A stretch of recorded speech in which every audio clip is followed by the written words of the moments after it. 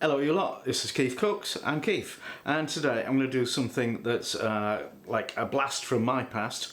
I'm going to make rissoles.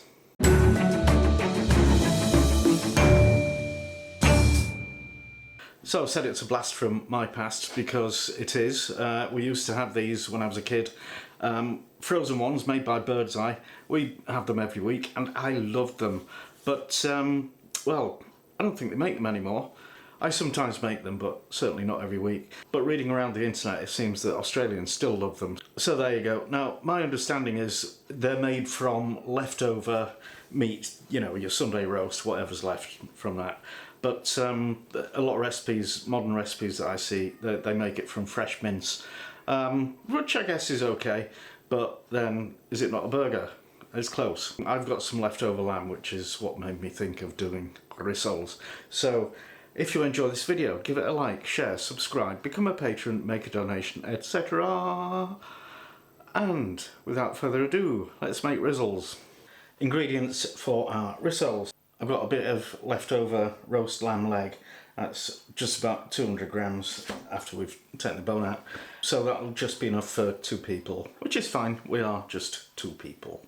Half a cup of breadcrumbs, a little bit of courgette, zucchini, a small carrot, half an onion, medium onion, 1 egg, a teaspoon or 2 of fish sauce, and a half teaspoon each of thyme, oregano, salt and black pepper, and a couple of cloves of garlic. So meat, I've got lamb, and I don't know why in my head that's what it should be, but people also do it with pork, beef, chicken, roast boar, venison, whatever you've got left over. So yeah, right, let's chop things. So I'm going to mince the meat and the onion and the other bits together, and then grate in the courgette and the carrot separately after we've mixed them.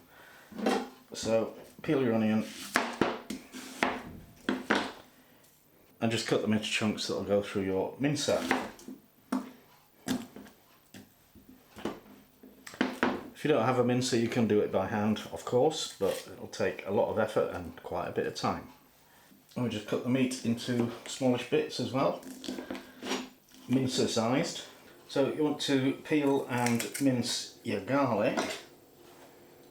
So I was just thinking that's pretty lean, that meat, and what you really want in your rissole is a bit of fat, bit of juiciness.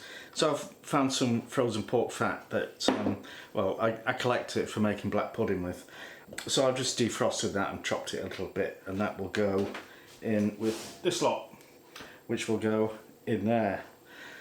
So to assemble your mincer, you want to put the, I don't know, the funnel bit in, and then the scrolly bit, and make sure that's locked into the slot in the motor, which is in there, and then the square propeller blade. I don't know what that. Well, I think that's for cutting meat, but it doesn't seem very sharp. Anyway, it does work. And then the medium plate, and finally the retaining screw thing.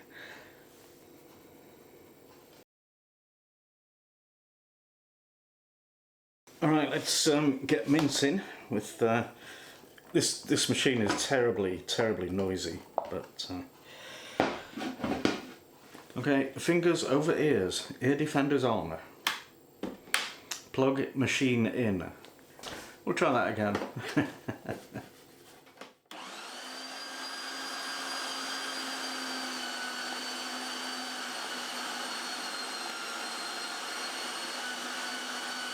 And then at the end you want to pop your breadcrumbs through.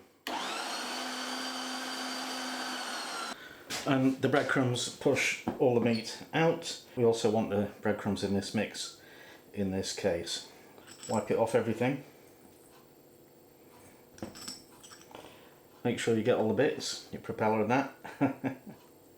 It's the only thing with the mincer, there's so many intricate pieces that need a lot of proper washing. Anyway, right, the last few things, the egg,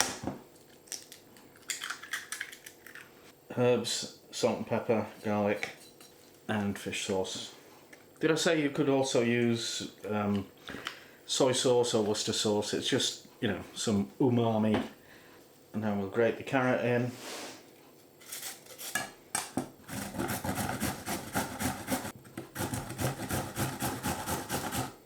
And the courgette. Actually, there's quite a lot there, so I think I'll just weigh that and see if we can get more rissoles out of it. You want your rissoles to weigh about 125 grams.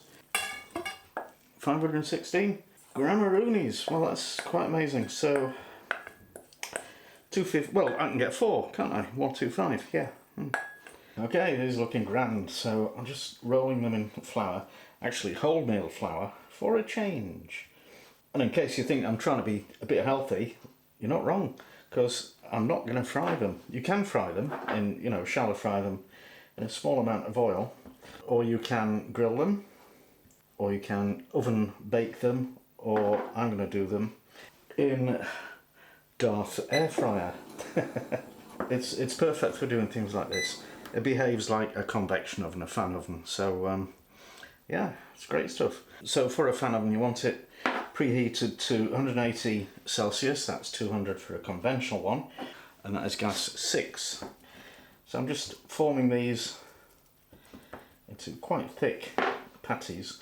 I'm expecting a fair bit of shrinkage because the mixture is moist from the carrot and the courgette. But, right, I'm going to put these in the fridge for about half an hour just to firm up. Okay, that's preheated, so I'll just hit it with the squirty oil thing. It's going to go straight through the holes. Never mind.